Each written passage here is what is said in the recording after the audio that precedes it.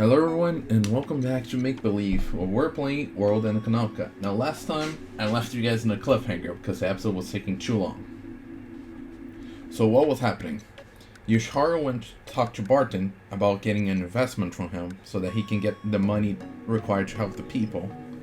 Barton actually rejected the idea after hearing the whole thing, instead gave him some encouragement and advice, which Yoshiharu took it as a tip on what was going to happen. So he focused fully on that and went all in on it. We're now in the last 30 minutes, I believe, and nothing has happened yet. He has made almost no profit, and the day is about to end, the final day. So let's see if it pays out or if he just holding on to a rope that's attached to nowhere.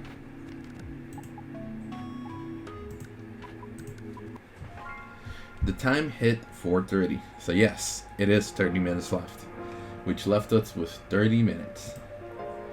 When was the news going to come out? Unsurprisingly, I was also growing impatient. So, I brought up Barton's mail address and typed out a single sentence. Was this really going to work? When I was about to send it, I hesitated. Oh, what was that thing? That moment, a single chime sounded. The sound was from Hagna's program. Is this the moment? I had gotten used to the sound. The sound when the specified price range was hit in the program. It was a sound that signaled the coming of countless profits, and the moment I heard it, I was on the verge of tears. With my timidity eliminated, I closed the mail program and returned to the trading screen. I couldn't believe what I was seeing. How? Hagana yelled. I could feel the world revolving. How? You should hurry and trade. I couldn't hear any of the words after that. The price had jumped. A sound rang out when the price was within range of the estimated fluctuations. But so far, it would always veer away from what was hoped for, so it was natural that the price would fluctuate in the other direction. In other words, it was headed towards a big loss. It's fine. It should be fine. If the news... So long as the news comes in. My shaky hand grabbed my other shaking hand. With what remained, I made a sell order in one move. The stock price upwards movement stopped. I thought I would laugh, but losses had exceeded 4%. No, it was no more than a temporary thing. It looked more like it should have been one step towards big profits, rather than just selling because the price was high. But I questioned myself. But if I really believed in Barton from the bottom of my heart, then I should continue to wait till the price goes higher and higher, and then sell. But why wasn't that possible? Why weren't things playing out rationally? From the chair, I could feel my eyes looking somewhere, anywhere away. My self-confidence was falling apart. The time. What time is it? 4:45. 15 minutes left, and this is when the demons comes out. The stock prices. Or was it the last 5 minutes? I don't remember now. The stock prices once again started moving upwards. Hagana stood up and grasped my shoulders. How? Something's wrong. Shut up. It should go down. It should have gone down. But it's going up. Can't you see? It should go down. It should have gone down. Hagana backed away at my yelling, but she picked up her terminal and thrust it in front of me. There's no possibility of it going down whatsoever. Statistically, that possibility is... Don't you remember that we lost during the investment contest because we followed your program? Oof. See, when I mentioned using the experience from the investment contest, I did not mean negatively like that. Those words slipped out suddenly.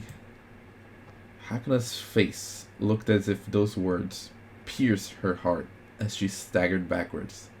With a thump, her body gave in and she collapsed to the ground.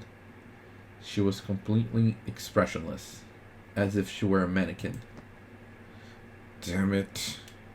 I cursed at no one in particular as I bit my lip and returned to the screen. News. Where was it? If only the news would come. Dear Lord. I prayed. I had prayed. I prayed to God. And then it was 4:47 in the afternoon.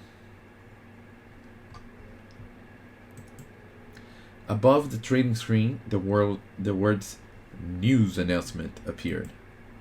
At that moment, I might have peed my pants briefly. My hands moved, putting together all that remained of the funds, remembering it was time to sell it all off. My mind was filled with a strange sense of impatience, nervousness, and even drunkenness as my knees started to shake. I made it. I made it in time. I was right after all. Wow, he's starting to sound crazy. But hey, he got news. Doesn't necessarily mean those news. As I caught my breath, the red text of the news announcement disappeared, and the news itself rolled in. The trading screen stopped. Everyone that was involved in trading held their breath, and the numbers on the trading screen stopped moving completely. News announcement. Stock number 3201. Carlisle Investment. Okay. At least it has to do with where he's at. Hurry. Next. What's next? I stared intently at the screen, while my body could only react as if there was only bad news to be had. And then the red text continued to scroll by. Today, Carlisle Investment CEO Jack Lunny announced a joint business venture with an investment fund with regards to investments for the redevelopment project of the 6th outer section. This does not sound good. I could not grasp the meaning of those words. Instead of plummeting, it should go up. Given doubts about maintaining liquidity, he expressed confidence at a press conference that working capital was more than plentiful. What I didn't understand about the meaning of those words was that it wasn't clear just how those words could be utilized. I wasn't sure if it was a deluge of sweat or tears that I wiped away as I looked at the news once more. Capital was provided by Mr. Alan Schwartz, a fund manager at the Notable Investment Fund, Pax Romana. Over 2 billion moves were provided, forming the basis for the redevelopment project. I couldn't continue reading after that. All I could do was breathe. The stock price continued to go up until it hit the daily limit, minus 32%. On top of that, this was for just today. If everything in the news was correct, then tomorrow and the day after that, suddenly the price would hit the daily limit each time. How much more were the losses going to extend to? If there was nothing to sell, then nothing could be bought back. When it came to margin selling, there were conditions involved if one tried to buy it all back at a later time. I was hit with a strong bout of nausea, but I swallowed deeply and steadied myself as I clicked on the news once more. Impossible. There absolutely has to be a mistake. Please let them be talking about a different stock. Sorry, man. Carlisle Investment. They mention it. I open up the news announcement. I could swear I heard my heart stop. I wonder if that was how it was supposed to sound. Picture 1. CEO Jack Lunny and Mr. Alan Schwartz. That was all the caption stated. But the one picture there was, without a doubt, Barton. I wasn't sure if that was breathing or groaning. What I knew. What I knew was a sound signaled the arrival of an email. Like a trained dog, or perhaps a programmed robot, I opened the email. The sender was Barton.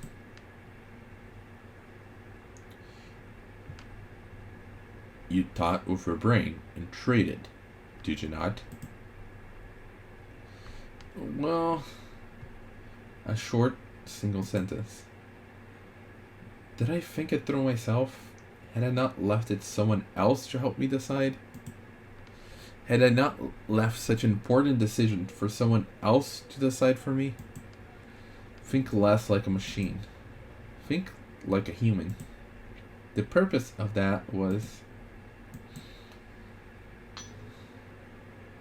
My vision became dark, and I heard the sound of my head hitting my computer screen. How? And then, I thought I heard Hagena's voice, and that was the last thing I remembered. Was Barton teaching him a lesson?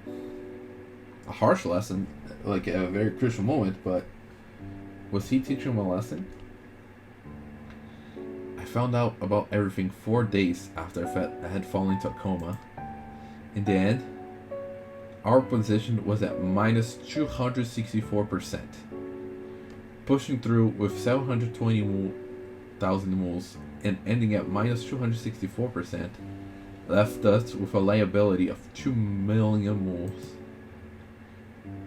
There was no point in talking about paying back loans. In the end, the savings of the townspeople was wiped out, and they were then burdened with a debt that they absolutely could not pay. Ugh, wow, that's rough. But after Lisa's unhurried explanation, it appeared that it was all reduced to 50,000 moles. In the evening of the day after it collapsed, apparently the phone rang. A man who addressed himself as Barton wanted to liquidate our margin sale position by giving us some stock at a specific value.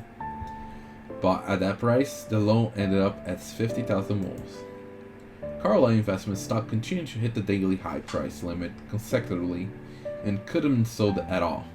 Since the price continued to rise the next day, there was no way that such proposition would be turned down. Hagena, who knew Barton's name from the mails on my computer, resisted vigorously, but Lisa accepted the terms. Everything was back to normal. Or rather, it was better to say that everything was lost. So at the end of the day, he did help out, but only after teaching him a harsh lesson. As for Chris' father and all the others who entrusted us with their money, I had thought that they would all come by to kill me, but instead, they visited me in my hospital room. And on top of that, they thanked me for letting them dream of the possibilities. That hurt me more than having abusive words hurled at me. They were used to losing, used to falling to despair. And they were strong enough to not bear any ill will towards others. If it weren't for Lisa, I would probably be dead right now. On the other hand, I realized that I couldn't see Hagena anywhere. Hagena had been in the church the whole time, and it appeared that she too had been run ragged. I had taken a lot of emotional shock, and my body wasn't able to move. Once I regained consciousness, I did not return right away. It wasn't until 10 days later that I returned pathetically to the church in a wheelchair. Wow. Yikes. Lisa offered to wheel me. That day, the weather was nice on the moon, nicer than any easygoing day. Along the road, Lisa said something nonchalantly. The church, I've decided to sell it. I didn't so much as move. There's still the loan money to deal with. If I just sold what I could, it would take off everyone's living expenses too. Even with tears from my eyes, I did not have the strength to show any sadness. But I'm glad we made it in time to get you discharged from the hospital. And, well, I figured it would be a good time for lunch too. Chris may come by as well. Sarah is going to prepare food himself too. You think he's so smart after I taught him how to cook. Lisa continued with small talk. She wasn't faking being happy, and knowing that hurt quite a lot. For Lisa and the others, this had been an everyday thing back on Earth. Just being alive was more than enough, right? And she had experience being able to say things like that with a smile. Sarah looked into things. And just like that, Lisa changed subjects. Barton, he said, would always do those kind of things. Even when his company got taken over, Barton was one of the people behind the curtains. Sarah said that he had harbored a lot of resentment long ago and seemed about to suffer divine punishment at any moment. But Sarah said he doesn't go in for the killing blow. When he called us, he was probably not trying to pin us against the wall or anything, Sarah said. Is that what you call kindness? I'm not so sure myself, though. Lisa laughed once more. Her laugh was mingled with a sigh, a very fatigued laugh. There are all sorts of people in this world. Yeah, that really is true. So, I couldn't say for sure that I had been deceived, only because I myself wasn't ready to acknowledge that. Couldn't it have been a misunderstanding? Or perhaps even a mistake? But in reality, everything was lost. Barton apparently used different aliases for different purposes. Even the census showed each of those aliases. He was the example of a person who could do anything so long as the money and personal connections were available. I had miscalculated my own position. Thus, I took a great loss. I was willing to accept that. I was just some brat after all. But, well, we do have our bonds left over. Isn't that so, Hal? Lisa reached out from behind me and pinched my cheek. I could not move my body, nor could I change my facial expression. Lisa sighed. Are you mad that I contacted your family? Oh, wait, what? Lisa asked me. We passed by the front of the steam bond shop. That was where the old lady gave me an extra because she thought that Chris was too skinny and asked me to give her one. I remember that. Without doubting me an ounce, she had handed me a 3-mule bond. I was surprised by that. Yet, why did I think Barton would so easily divulge information worth hundreds of thousands or even millions of moles? This was hubris. Since it's you, I'm sure you'll get better. That's what Lisa said. They said it was something psychological. The bruise on your forehead is probably going to leave a mark though. But you're a guy after all. Scars are a badge of honor. I cannot respond. Lisa explained to me what the doctor had said. It wasn't because of medical reasons that I couldn't move. Supposedly, some wiring in my brain had come undone. Because of that, I couldn't make myself move, and I couldn't even make facial expressions. Moreover, Lisa did her best to convince the doctor to hide my identity. There were medical bills to deal with, though, so that was kinda impossible. After my identity had been extracted via iris scan and fingerprinting, my family was soon notified. I wasn't angry with Lisa at all. I wouldn't have any qualms, even if Lisa killed me. Well, I'm going to feed you plenty today. No need to be embarrassed about it, okay? She giggled. Her laugh seemed dry. Wow, this is tough. In front of the church, Sarah and Chris waited, as did Toyama. Aside from how I was, I didn't imagine I would see them again. But, just like people visiting someone at hospital, they were all smiles. A gathering of losers. Though that's what I thought, I couldn't help but feel very happy to see them waiting for me. Now then, everyone, let's go to the garden on the third floor. At Lisa's words, everyone headed towards the third floor.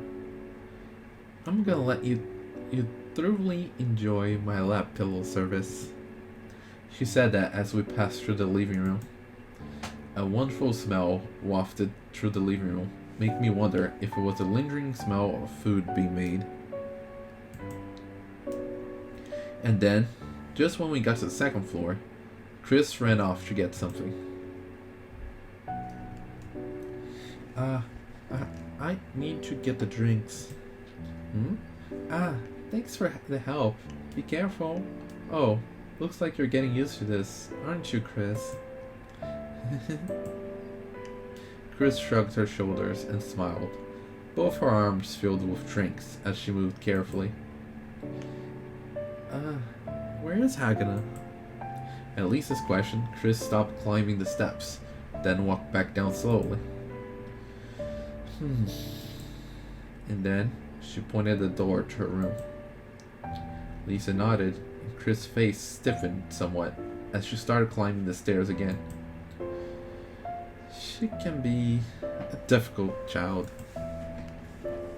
Though Lisa said that, it was clear that she didn't really believe her own words. That's how I felt anyway. Hagana wasn't a difficult person. She was honest and straightforward, just awkward.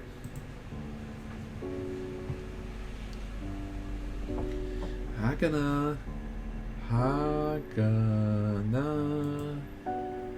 Lisa did that on purpose as she knocked on her door. Hagana did not respond. Geez, it's Hal. Hal's come home. Though Lisa said that, there was still no response. Lisa looked back at me and shrugged her shoulders. Hagana, I'm opening the door. And with that, she opened the door. The last time that door was open, it was night. It was a time Hagana had a screaming match with Toyama, and then she had elbowed Lisa in the face. I remember that time. Hagana had curled a ball in the corner of her room and shook all over. This time, it wasn't the same as that failure from before. She was alright, wasn't she? I just imagined she was alright. Hagana wouldn't break before something like that. We fought together. There's no way she would be this weak. But there was a deliberate, discomforting pain in my heart. Without a doubt, Hagana did not stop trading for the sake of her own dreams. Through it all, she stayed rational. The one who thought with her head was Hagana, after all. Despite that, I rejected Hagana. At the last moment, I rejected her. For that, I wanted to apologize. As Lisa murmured that, I came to my senses.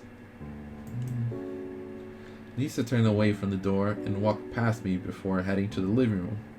She opened and closed the door to the bathroom, then headed towards the church.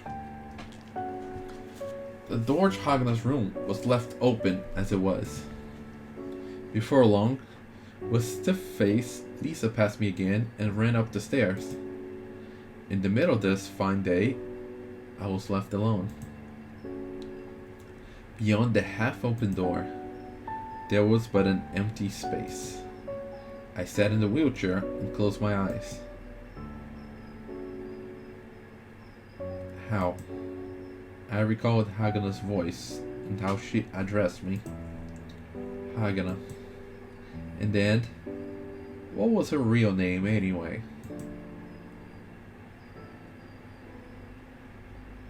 In the midst of this fine day, with this pain in my heart, I felt lightheaded. Hagana had disappeared from the church. Wow. Like, if this visual novel was a game of choices. Right now, it seems like we're going to the worst ending, like the really bad ending. My teenage years, like that, came to an end. The stock market that day, with no regards to our own circumstances, should have been busy.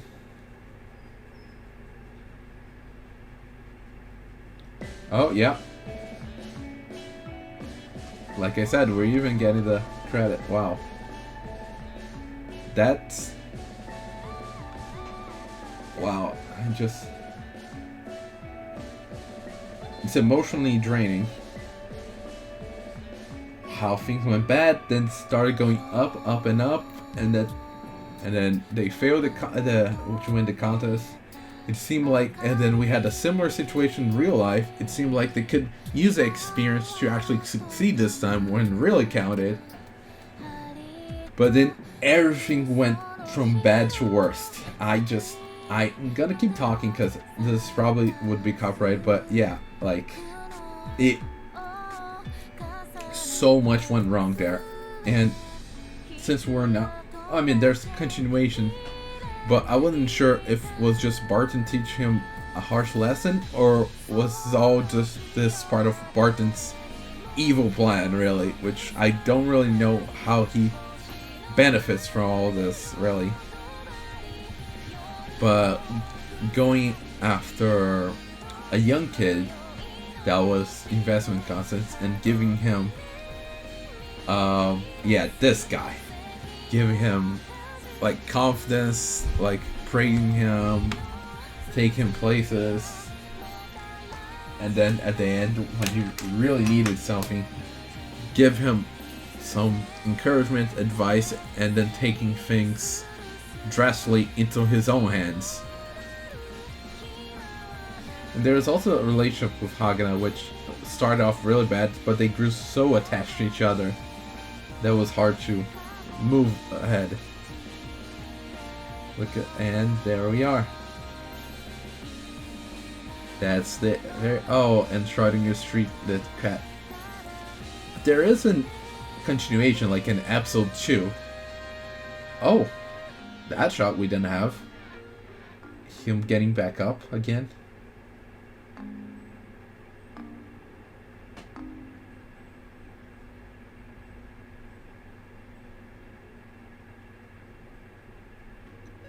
Wow.